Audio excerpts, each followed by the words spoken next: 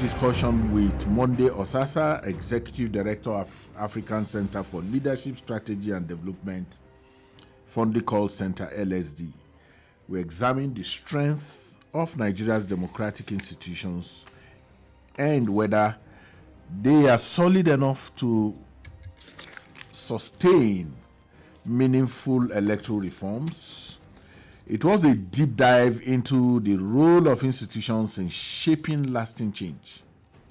But one question remains: who is being left behind in this reform process? This week, we shift our focus to inclusive electoral reforms, because for democracy to thrive, it must work for everyone.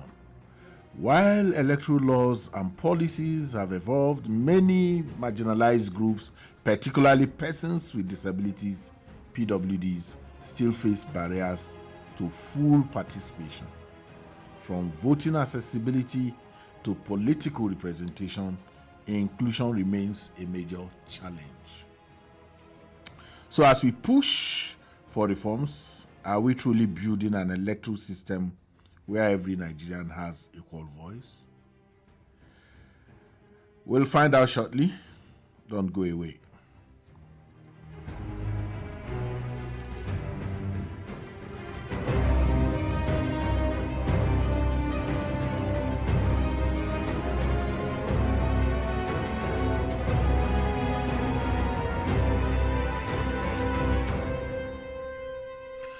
My name is Eze Nwanwagu, your anchor. Electoral Reform Hour is a program aimed to foster inclusive dialogue among citizens from varied backgrounds concerning electoral reform and constitutional amendment.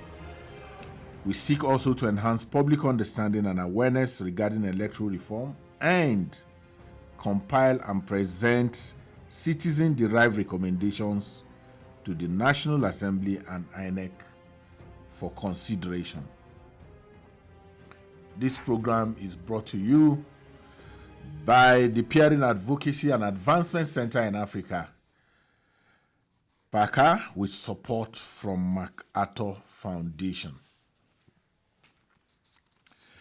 Nigeria's electoral process has long struggled with inclusivity, leaving key segments of the population, such as persons with disabilities, PWDs, women, and other marginalized groups, on the fringes of political participation.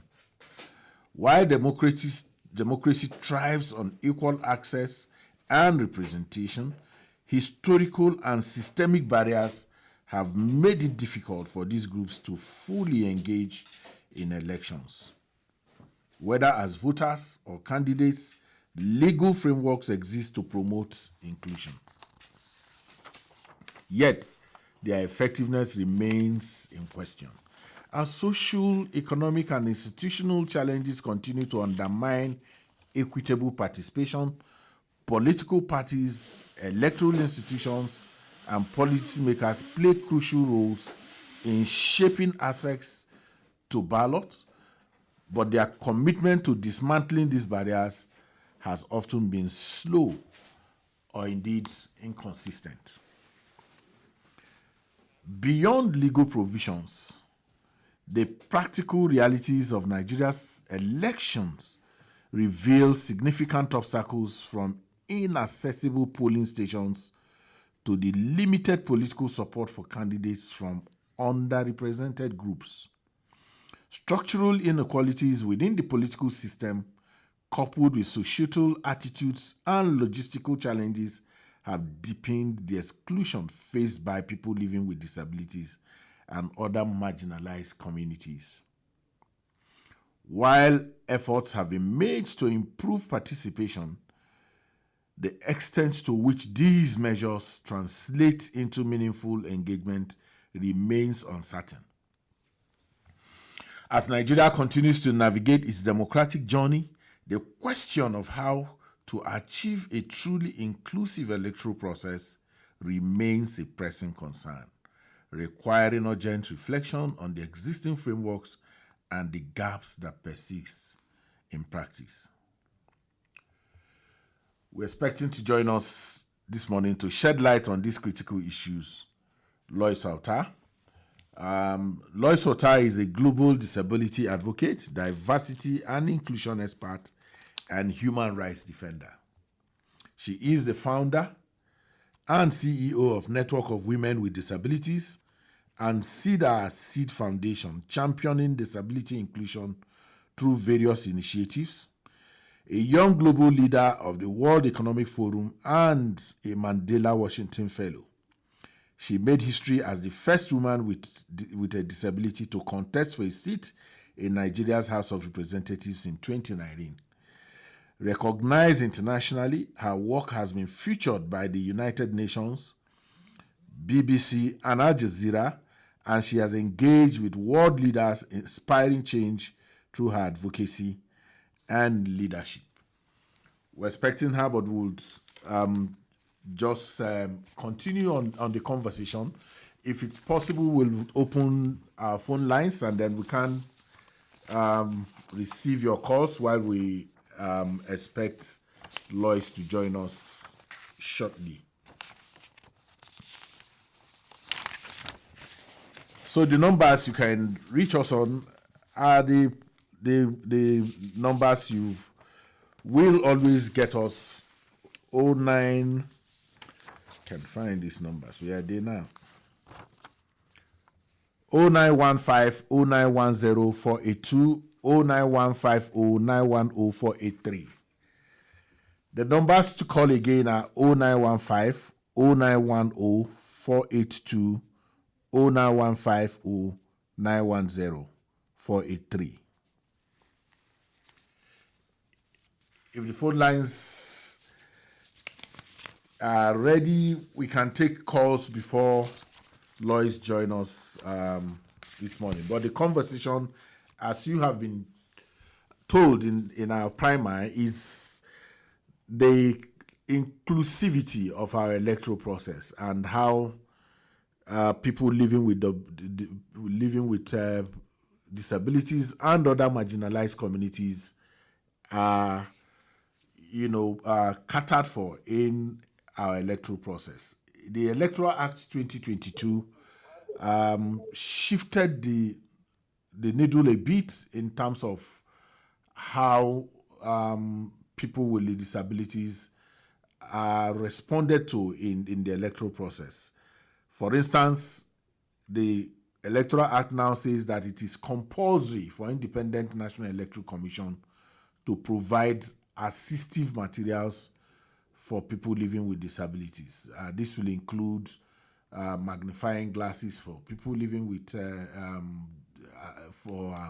albinism, braille ballots for people who have virtual challenges, and access to the polling unit areas in a way that the cubicles are placed for accessibility. And these are no longer a choice for the Independent National Electoral Commission. They are things that has to be done in ensuring that people living with disabilities are catered for in our electoral process. The number to call again is 09150 910 482 09150 910 483. You can also leave questions and comments for us on WhatsApp at 0816 8083424 and on X at parkercap.ng and Facebook parkercap.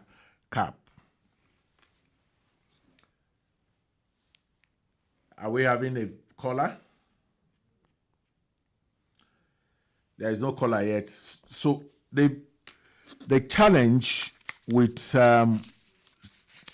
PWDs has remained the most critical part of the challenge has been first that both the political parties and the Independent National Electoral Commission will require data in terms of the number of people living with different disabilities in their different communities. So if we want to provide magnifying glasses for people living with albinism, the Independent National Electoral Commission will have to know, in different communities, the number of people living with albinism. And this will not just be the responsibility of the Independent National Electoral Commission. The different organizations who work in inclusivity, especially Joint Association of People Living with Disabilities, the organizations that the likes of Lois lead, J.K. Kwele's Albinism Foundation, and many other organizations who have been championing the causes of people living with disabilities. And this data would help in policy formulation in a way that redirects attention of managers to think inclusivity.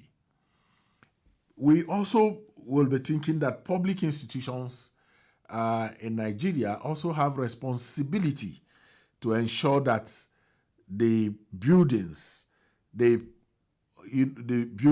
are inclusivity minded in a way that access can be possible for people living with this. For election purposes, for instance, you would know that the facilities that are used for elections are not ordinarily facilities of the Independent National Electoral.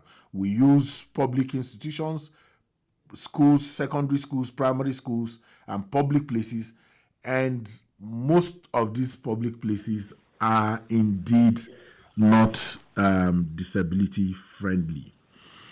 Hello, good morning. Good morning. Thank you. Welcome to Electoral Reform Hour on Radio Nigeria. Yeah, this is Abu calling from Bida. Abu, good to hear from you again this morning. Thank you very much for having me, Mr. Ezra. Your guests have not come. Yes, I think she probably has some challenges, but I expect that before the program ends, she might come in. Okay. Our democracy is currently at a kind of crossroads, because I listened to comments credited to the Delta State governor. He talked about the way events are unfolding, lack of rule of law in the country. And if there is no rule of law, it will have a negative effect on the democracy. We see what is happening in Rivers State. We are discussing inclusivity today. We are discussing things that have to do with people living with disabilities. What is your own experience in terms of whether they are given access in the political parties? Are they given opportunity to contest? Our guest, Lois Auta, was the first woman with disabilities to contest for House of Representatives. It would be nice if we can focus our conversation around that. Yes. I think they should try to give them a lot of give them special reserve seats so that they can contest. Because if you look at, we have the likes of Senator Ayatu Gozo. I think he represented one of the senatorial constituencies in the state. He was a senator and he was a disabled. And he did very well. In fact, at the time, I think he was a chairman of committee on banking. So we have a lot of disabled people that have a lot to contribute to this country if they are given that opportunity. So political parties should reserve special slots for them so that they will have opportunity to contest. And then they should also reduce the cost of registration for them. The cost of running, registration forms and all of those things, yeah. Expression of interest forms. Yes, sir. Because they have a lot to contribute to this country. They are scattered around 74 local governments in this country. So they need to be heavily represented in the policy making so that they will be able to come up with policy that will benefit others that are disabled. Thank you very much for giving me this opportunity. Thank you. There are over 30 million people living with disabilities in the country, and the challenge of disability is that it is you can't guarantee that it can increase. The things that increases disability are everywhere in the country: insecurity, bad infrastructure, bad roads, and all the rest. Yes, bad roads. Yes. So all of those things. So even if you think that you are immune from that, you have to understand that feeling for the plight of people living with disabilities is not a gift. It's something that all of us will have to be concerned about. Exactly. Thank you. The number to call is 0915 0910 482 0950 910 483. Our callers in Bida, Niger State, if you can call in, that would be fine. We're discussing inclusivity, things that we can do to improve participation of people living with disabilities in the electoral process.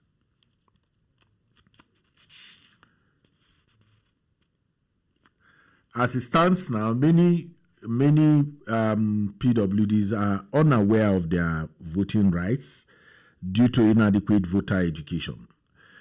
And what that means is that both the National Orientation Agency, civil society organizations, and the media will have to step up our ability to our voter education process targeted at, educating people living with disability on their voting rights. First and foremost, the virtually impaired person with disabilities have a right to be assisted by somebody of their own choice.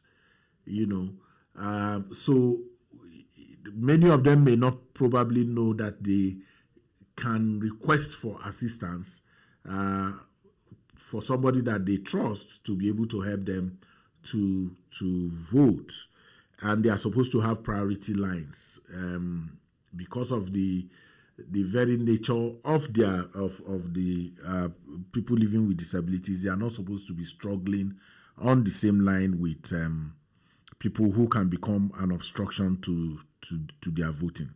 So components for us in civil society, the reason why we on our sister program on NTA, we have had the privilege of having Grace Jerry talk about this, and this morning we were hoping to have Lois Auta, who so that the one who wears the shoe knows where it pinches. So we wanted to have that voice available, but we would try to, as much as we can, use the time that we have to share thoughts with you on what is possible for people living with disabilities. Sometimes INEC collects disability data to aid, election logistics. I've always argued that it is important that not just INEC is given the responsibility to collect this data. Organizations of people living with disability must work very hard to ensure that this data is available. Yes, I know that INEC has offices in 774 local government areas, and so should be able to use their staff to mine this data. But the organizations of people living with disability will know where their people are, will know what the particular needs and how to tailor those needs in the direction that they should go to. So really, data is very key, very, very important. There is no way, if the law says you have to provide assistive materials, you do not provide for people living with albinism, for instance. You do not just go ahead and provide magnifying glasses where they are not required. So it is important that there is a collective stakeholder response to data for people living with disabilities.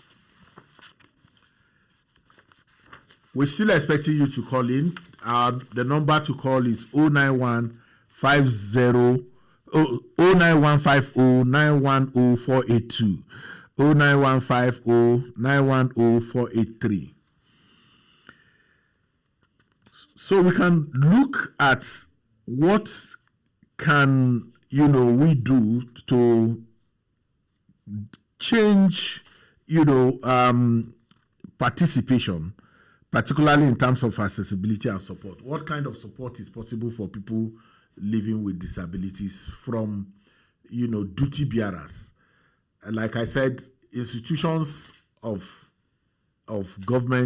governmental institutions have a responsibility to begin to make buildings accessible to people living with disabilities. And I think that the challenge with that is that the building codes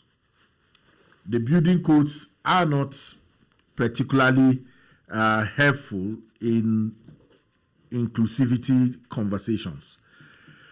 We will just take a little break, and then when we come back, Electoral Reform Hour continues. Ready for change? Join Peering Advocacy and Advancement Center in Africa, PACA, every Thursday from 10 to 11 a.m. on the network service of Radio Nigeria for the Electoral Reform Hour. This program will amplify electoral reform campaigns and provide citizens with opportunity to make meaningful contributions that will strengthen our electoral process. If you get the presidential election in place and National Assembly in place, and something happens to the governorship and the State Assembly, there will be a president in place, there will be National Assembly in place. They can play a key role in making sure that the gap does not affect our constitutional stability. So I think that the way we are going is much, much better, and we should stick to it. It has worked for us, and it's working for us, and there's no need to change what is working as of today. Part of the things we used to grapple with then was the issue of ballot box snatching. You also would grapple with the issue of using police officers to even snatch the ballot boxes, the police officers that go with the politicians to the polling units. Over time, we saw that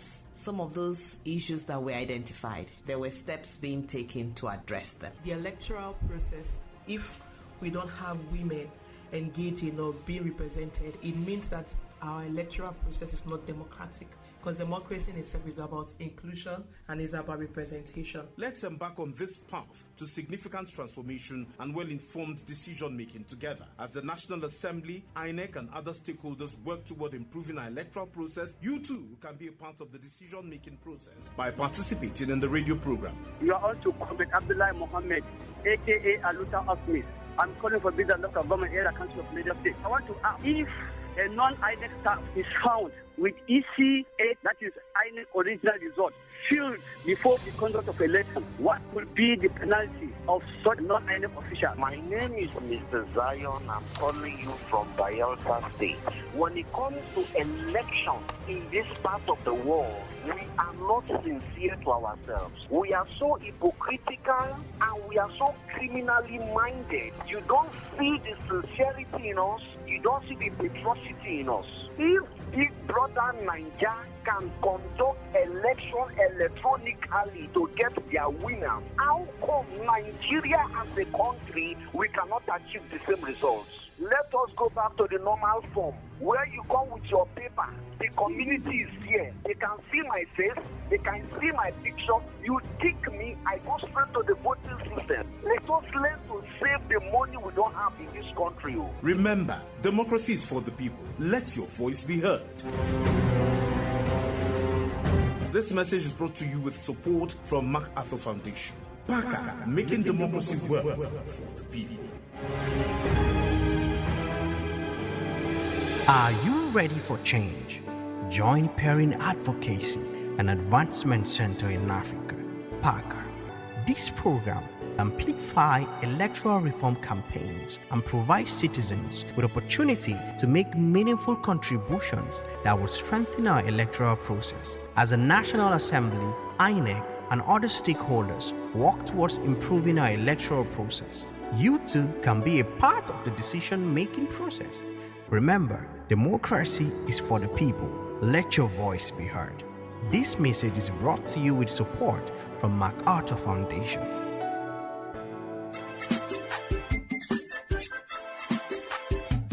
It's the only radio network in Nigeria. The network that attracts over 40 million high net worth individuals. Unarguably, the only radio channel that draws key decision makers through incisive and up-to-date news, scintillating sportscasting, and exciting programming. Radio Nigeria Network Service, the haven for discerning investors who wish to reach their target audience at the lowest cost per thousand. Your brand and corporate image deserve nothing less than a sustained exposure on Radio Nigeria Network Service. Try us today. Thanks for staying tuned. We are back with your favorite program, Electoral Reform Hour, on the network service of Radio Nigeria. Welcome back. It is still Electoral Reform Hour on the network service of Radio Nigeria. We were hoping to have conversations with Lois Auta, but I think she probably has challenges. So our phone lines will still remain open. We can have this conversation with you on, inclusivity in our electoral process. The number to call is 0915 0910 482 0915 0910 0483. What is it with me and zero? 0915 0910 482 0915 0910 483. You can make it a discussion on inclusivity. There has been several, commitments to inclusive electoral reforms, implementations, but these processes have remained very slow. What can we do? What is possible for us to, increase participation? What actions is possible for National Assembly to take to strengthen electoral laws for better inclusivity? The thing about inclusivity generally is that many institutions, though the Electoral Act 2022 has expanded opportunities for people living with disabilities through removing the legislative impediments to provision of assistive materials by the Independent National Electoral Commission.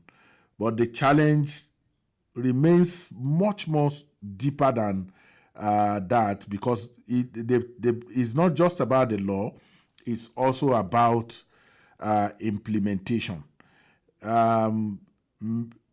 For even when you provide the Braille ballots, many people who are virtually impaired are not trained to use the ballot. So it has to also be combined with, including. So if we're able to train, have organizations who can embark on training for Braille ballots, for instance. Many people who are virtually impaired have no training in the use of the Braille ballot. And the magnifying glasses are also very, very expensive. And so corporate organizations, Nigerian corporate social responsibility minded institutions have responsibility to make provisions for this, to support the Independent National Electoral Commission to be able to provide all of these things. We'll still go on break now and hope that Lois Auta will join us, but if she's not able to join us, we'll go on break and then the program will continue later. Stay tuned to Electoral Reform Hour on the network service of Radio Nigeria. We'll be back shortly. Are you ready for change? Join Peering Advocacy and Advancement Center in Africa, PACA, every Thursday from 10 to 11 a.m. on the network service of Radio Nigeria for the Electoral Reform Hour. This program will amplify electoral reform campaigns and provide citizens with opportunity to make meaningful contributions that will strengthen our electoral process. If you get the presidential election in place and National Assembly in place, and something happens to the governorship and the state assembly, there will be a president in place, there will be National Assembly in place. They can play a key role in making sure that the gap does not affect our constitutional stability. So I think that the way we are going is much, much better, and we should stick to it. It has worked for us and it's working for us, and there's no need to change what is working as of today. Part of the things we used to grapple with then was the issue of ballot box snatching. You also would grapple with the issue of using police officers to even snatch the ballot boxes, the police officers that go with the politicians to the polling units. Over time, we saw that some of those issues that were identified, there were steps being taken to address them. The electoral process, if we don't have women engaging or being represented, it means that our electoral process is not democratic, because democracy in itself is about inclusion and is about representation. Let's embark on this path to significant transformation and well-informed decision-making together. As the National Assembly, INEC and other stakeholders work toward improving our electoral process, you too can be a part of the decision-making process by participating in the radio program. You are on to Comrade Abdullah Mohammed, a.k.a. Aluta Office. I'm calling for business local government area council of Lagos State. I want to ask if a non-INEC staff is found with EC8, that is INEC original result, filled before the conduct of election, what will be the penalty of such non-INEC official? My name is Mr. Zion. I'm calling you from Bayelsa State. When it comes to election in this part of the world, we are not sincere to ourselves. We are so hypocritical and we are so criminally minded. You don't see the sincerity in us. You don't see the patrioticity in us. If Big Brother Nigeria can conduct election electronically to get their winner, how come Nigeria as a country, we cannot achieve the same results? Let us go back to the normal form, where you come with your paper. The community is here. They can see my face. They can see my picture. You tick me, I go straight to the voting system. Let us learn to save the money we don't have in this country. Remember, democracy is for the people. Let your voice be heard. This message is brought to you with support from MacArthur Foundation. PACA, making democracy work for the people. Thanks for staying tuned. We are back with your favorite program, Electoral Reform Hour, on the network service of Radio Nigeria. Well, it's been an unusual Electoral Reform Hour on Radio Nigeria. We're happy to be joined by Lois Auta. I told you that Lois Auta is a global disability advocate, diversity and inclusion expert, and human rights defender. She's the founder and CEO of Network of Women with Disabilities and Seder Seed Foundation, championing disability inclusion through various initiatives. A young global leader of the World Economic Forum and a Mandela Washington Fellow, she made history as the first woman with a disability to contest for a seat in Nigeria's House of Representatives in 2019. Recognized internationally, her work has been featured by the United Nations, the BBC, and Al Jazeera, and she has engaged with world leaders, inspiring change through her advocacy and leadership. Lois, it's my pleasure to welcome you. I know Abuja is in a state of perpetual construction, and I'm sure you hit that. That's perhaps part of what contributed to your coming late. Well, let's cut the chase straight. You contested for a seat in the House of Representatives. Yes, what were the biggest challenges you faced as a candidate, particularly as a woman and a person with disability? Yes, thank you so much for this brilliant question, and I humbly want to apologize for all the listeners and the organizers for coming late. I didn't envisage that. It's due to the road construction. So I was blocked, my road was blocked. I even had to alight from the car and use my wheelchair before I was able to get into another vehicle, and I was able to get here successfully. So sorry about that. No, it's fine. We'll make use of the time that Yes. we have with you. Okay, so running for office as a woman with disability, I was triple jeopardized. First, as a woman. Second, as a woman with disability. And lastly, the barriers. These barriers could be infrastructural, attitudinal, institutional,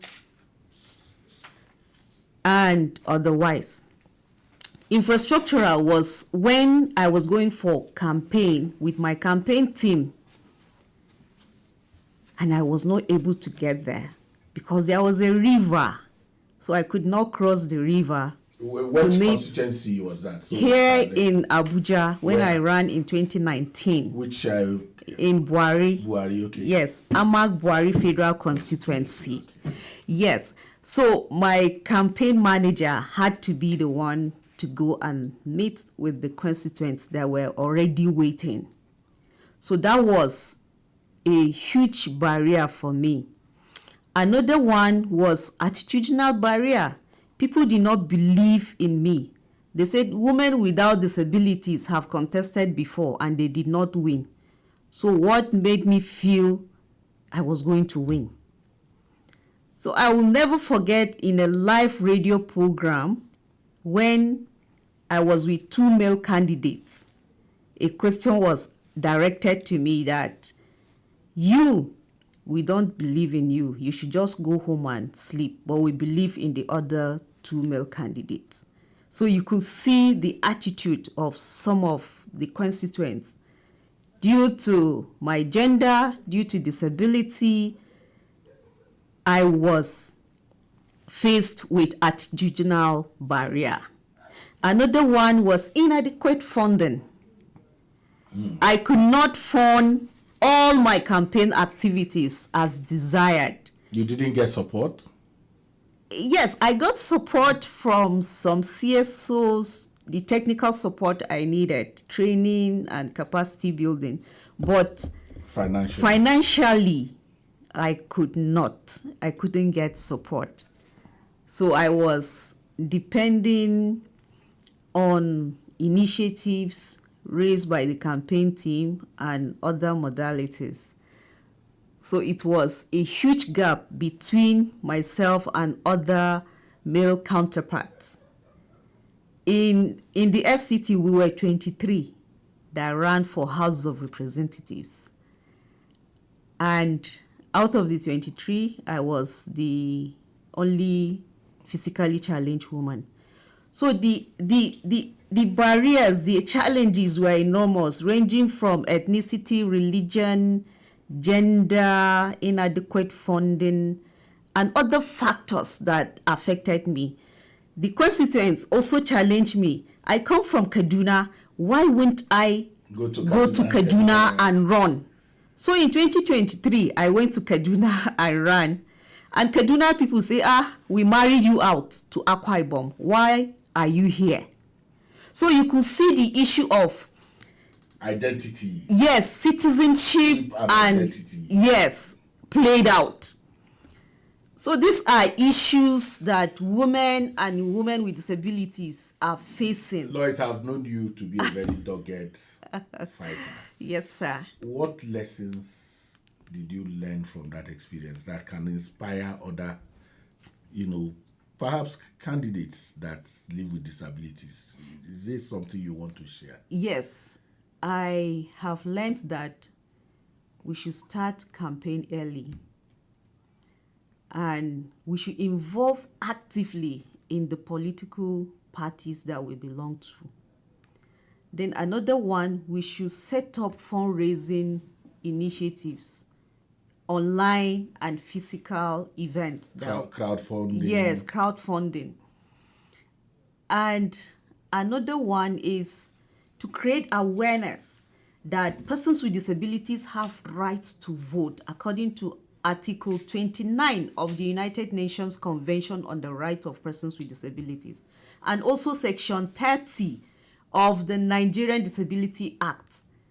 These two legal instruments have given persons with disabilities to run for office. They have the right to vote and to be voted for. So we need to create awareness to the public that we have the abilities, we have the passion, we have the character and the competency to run for office. So we need the support of everyone, CSOs, media, just like what Parker are doing right now. They are creating awareness that yes, there was a woman in 2019 that ran for office. She still ran in 2023. And I'm here to also mention that challenges, barriers, and other factors will not stop me until I win. Inspiring. The Electoral Act includes provisions for inclusivity. But do you think these are strong enough to guarantee full participation of persons with disabilities in elections? Yes, according to the... Are there still gaps that you have noticed? Because you are now a practitioner and an activist at the same time. Are there gaps that you notice that in the Electoral Act that still needs to be filled? Yes, according to Section 54 of the Electoral Act, it has given rights for persons with disabilities to come out and run for offices.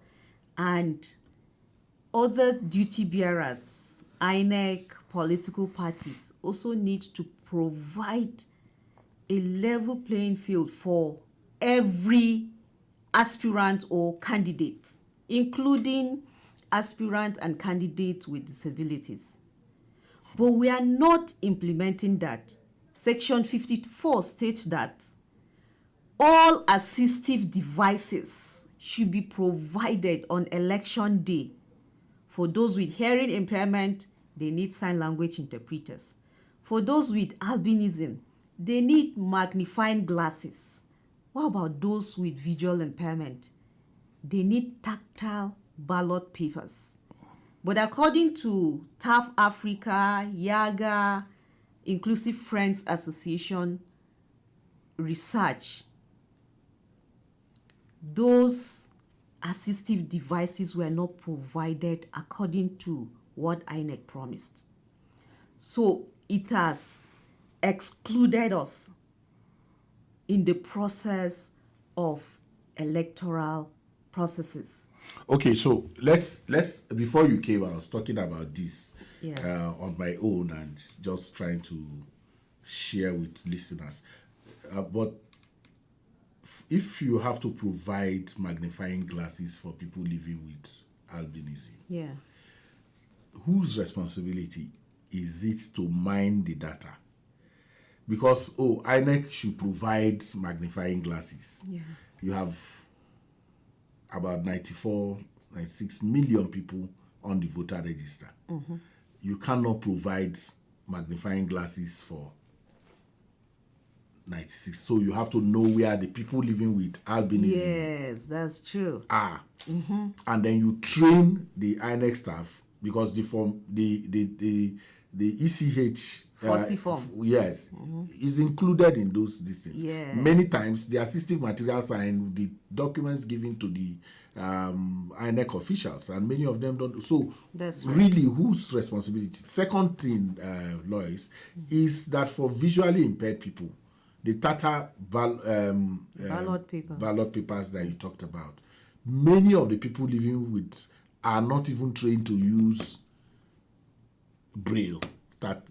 So a lot of work. Yes. Where should we put this responsibility? A lot of work. I'm happy that you mentioned the form ECH 40 form. Yes. And that's where INEC wants to get the data of citizens with disabilities or voters with disabilities. So at the end of your voting as a voter with disability, you're supposed to collect this form and fill in your data and hand it over to the ad hoc or INEC staff so they can take it to the office to be able to compile data of voters with disabilities, so that in the next election they will be able to include everyone in the planning and the implementation stage. So for the gap between The law. CSOs, lawmakers, and INEC, political parties, we need to come together, and that's where collaboration and partnership comes in. Let's train citizens on their rights. So we need citizens' engagement. We need training, both from INEC side to the disability community. So we need development partners to also support the key stakeholders like PACA, like TAF Africa, Seder Seed Foundation, and Inclusive Friends Association, and CCD, Center for Citizens with Disabilities, who are already working on elections. And your organization too. Yes, I mentioned the Seder Seed Foundation. Yes, we need to build our capacity. For example, Christel Asige, she's a senator, a 33 years old young woman in Kenya, but she's already a senator. There's a law already in Kenya, a principle that persons with disabilities should also be given the platform and the opportunity to be at the parliament. How can we also do that in Nigeria? Because it's not only about the voters, it's also about decision-making process. We need representatives in the parliament. I have a lot of questions for you, but I don't want to ask you questions anymore because we have really exhausted. Taking so sorry time. About but that. I want to be able to see what are those things that are really important to you that you want to see in our electoral process that is not there now. I know you've talked about the collaboration, participation of people with disabilities. But I asked the question, which I think these assistive materials cannot be mass produced because people have to learn. Collaboration with who? Donor partners to be able to do training for virtually impaired people to be able to use the Tata ballots, because it's not enough to provide something that you cannot use. Yes. Because you are virtually impaired does not mean you can use the brain. So, but what are those things that are really, really important for you as a woman and a person living with disabilities that you want to see in our electoral process going forward? Yes, I want a disability budget to be increased. Doing that through the National Commission for Persons with Disabilities, a government agency, will work with organizations of persons with disabilities and CSOs like PACA and other international donors, FCDO, Mercator Foundation, Luminate, and other passionate partners that are committed to disability inclusion. Having said this on disability budget, we also need training and capacity building for all the gatekeepers, duty bearers, IPAC, INEC, disability community, CSOs, media, and everyone should come together. Traditional leaders, mentors, and mentees. We also need mentorship. Then number 4, we need to increase INEC budget so they'll be able, because they are the ones responsible for providing this assistive device during elections. So at that point, they need the support of the government and other donors to be able to increase the number, because last election we were in millions, but according to statistics, they were only able to provide 200 plus, according to statistics. So you could see the huge gap. We need INEC budget to be increased. And INEC has a disability policy. We need the implementation of this policy in INEC. How was it for you to come in here, come into FRCN? I just asked that question because the places that are used for election are public buildings, and most times they are not inclusivity compliant and friendly. So coming here, what was it like for you? Yes, there was a ramp at the entrance. Okay, excellent. And another ramp, second ramp, third ramp. But at the door, there's a pavement. So 2-3 hefty men had to assist me Whoa. before I was able to get here. So but kudos to FRCN. Yes, kudos to at least, FRCN. Yeah, yes, excellent they have tried. inclusivity. Yes. From I think I saw about 3 to 4 ramps. Whoa. So this is a good way to start, and is an example for other radio houses. If not, there's a ramp, I wouldn't have been here because I use a wheelchair. I'm a wheelchair user. So I am saying that because we use primary schools, secondary schools that's another important for issue. election. Yes. You know, so is there a conversation in the disability community about public buildings being disability friendly or compliant? Yes, Section 3, 4, and 5 has addressed the issue of accessibility, infrastructures, communications, information, and technology. We need to be compliant in making sure that persons with disabilities have access to these platforms. Our voting areas, our polling units, most of them are inaccessible. So we need to ensure that the voting cubicle, is accessible to voters with challenges, physical challenges, those in wheelchairs and those on crutches.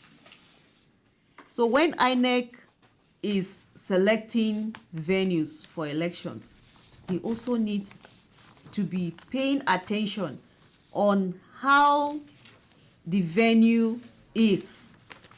We don't want to see staircase. We want a level ground where a person in a wheelchair can wheel herself or himself to where the cubicle is and cast her vote and his vote independently without any assistance.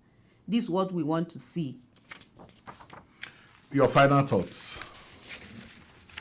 Yes, my final thought is all stakeholders needs to come together and ensure inclusivity and accessibility in all our electoral processes, ranging from citizen engagement training to capacity building to increased disability budgeting, and also the voting process, assistive devices. We want everybody to be included and be carried along in every election year. And for those that are intending to be politicians, join political parties as persons with disabilities. Be engaged and be involved actively in all political parties' affairs. Doing that will give you a room to say, Francis, I've been seeing you. Jennifer, I've been seeing you. You are active in our political party. Why can't you pick a form and run? So we need to be actively involved in political parties and make sure your political party is also inclusive. Their party manifestos and constitution. We should have a code of conduct for persons with disabilities and implement those policies and laws. Doing that, we are automatically including citizens with disabilities. Thank you. Lois, I want to commit to see whether I can bring you back, because Yes, I know what you have. I know what you have. You have so much to give, and we just did a scratch of that, you know. Thank you, but sir. yeah, so I would have definitely come back. I'll have to work for you to come back for this program. Yes. Very special thanks to our guest, Lois Auta, Founder and Chief Executive Officer, Seder Seed Foundation, for joining us on the program today. To our dear listener, thank you for joining us, and thank you for your patience as we did wait for our guests to come. The Electoral Reform Hour is brought to you by Peering Advocacy and Advancement Center in Africa, PACA, with support from MacArthur Foundation. Our engineers and studio manager and our producer for today, I am Chris, Ankeli, and Hassan Usman. They are the engineers on duty today. The ICT personnel is Emmanuel Ojeme, and studio manager is Phinehas Odue. Producers are Ndohemba Ohin and Joy Ubi.